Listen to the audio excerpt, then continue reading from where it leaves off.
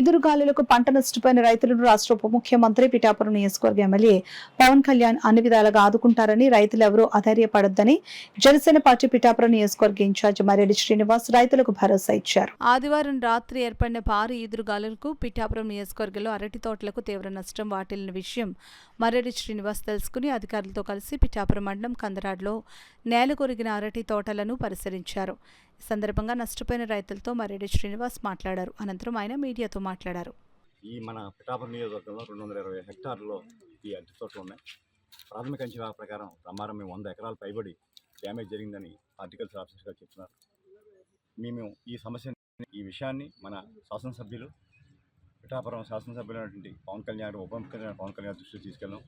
వారి ఆదేశానుసారం వేళ వచ్చి క్షేత్రస్థాయిలో ఈ విషయాన్నంతా పరిశీలించి ప్రతి ఎకరం కూడా డ్యామేజ్ జరిగిన దానికి అసెస్మెంట్ జరుగుతుంది. హెక్టార్ ఒక్కంటికి కూడా 35,000 చొప్పున కాంపన్సేషన్ పే చేయడం జరుగుతుంది. ప్రతిదీ కూడా పరిశీలించి వారిని రిపోర్ట్ చేయవలసిందిగా వీరిని ఆదేశించడం జరిగింది. తప్పకుండా రైతులందరికీ కూడా చంద్రబాబు గారి నేతృత్వంలో ఈ ప్రభుత్వం అండగా ఉంటుంది.